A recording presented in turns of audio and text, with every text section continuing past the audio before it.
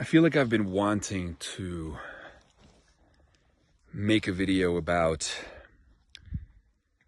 the virality of panic, or the spreading power of fear. Fear's capacity to hijack our nervous system. There's a great line that says, people don't have ideas, ideas have people. Our minds can become possessed by an idea. An idea can come to define us, or it can come to destroy us. Richard Dawkins wrote in The Selfish Gene about the rise of memes. Memes are essentially the new replicators that have emerged from the primordial soup of human culture. These new replicators, which take the form of ideas, these memes have retained the properties of organisms. They leap from brain to brain, they have infectivity and spreading power, and even though they are not made of nucleic acid, these ideas nonetheless can and have achieved evolutionary change at a rate that leaves the old gene panting far behind. These are the words of James Glick's essay, What is a Meme? And so memes can take hold in the brain. Memes, again, have this infectivity and spreading power. They can hijack our minds, and they can come to define our lives or destroy our lives. Now, with the rise of communication technology, with the rise of social media, we are living in a world that, more than anything else, traffics in memes. In the attention economy, it has become a race to the bottom, right? If it bleeds, it leads. This has made our media environment corrosive, one in which a runaway feedback loop that feeds on fear has taken hold of our minds, has essentially gone viral.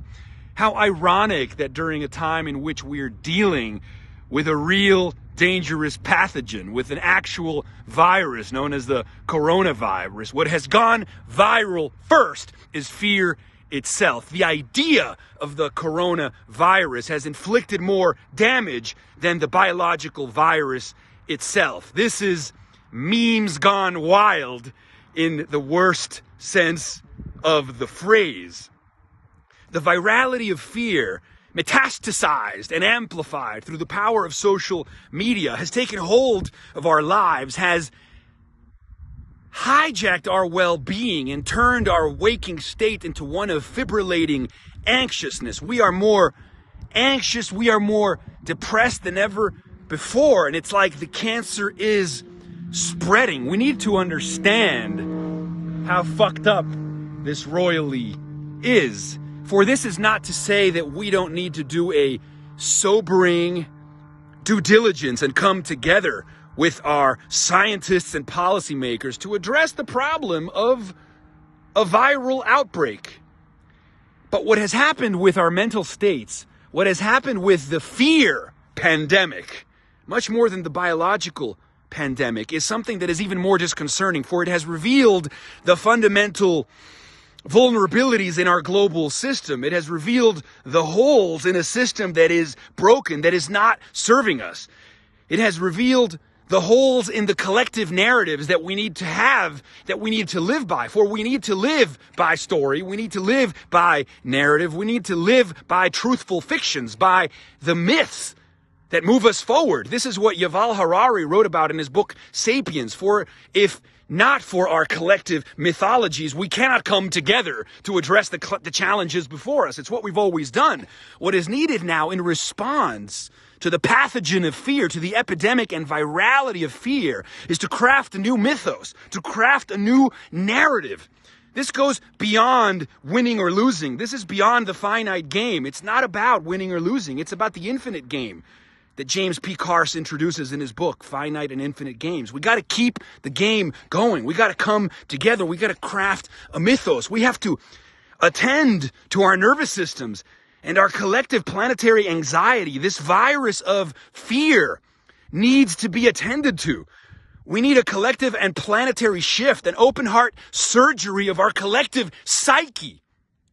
Now more than ever, the psychedelic revolution for mental health, what is transforming the study of consciousness, the way that the microscope transformed biology and the telescope transformed astronomy. The new space is inner space. Perhaps this coronavirus will light the fire under our ass that is needed to amend our wounding and to fix our nervous system. For the hive mind is in a state of fight or flight, and this serves no one. We can't think rationally when we're fucking scared. Time to wake up. Time to shift awareness. Time to have the revolution in human consciousness that everybody has been talking about. Time to make a dent in the universe. Time to learn to sing the songs that orchestrate the universe, right? What did Flaubert say? Human speech is but a cracked kettle on which we tap crude rhythms while we long to make music that will melt the stars.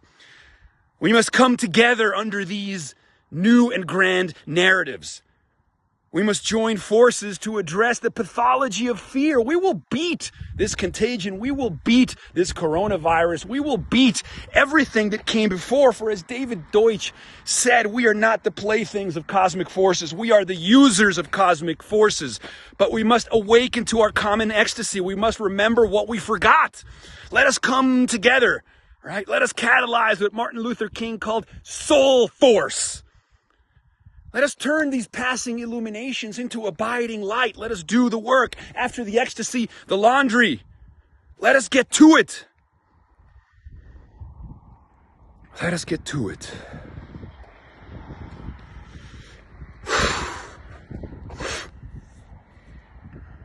Let us get to it.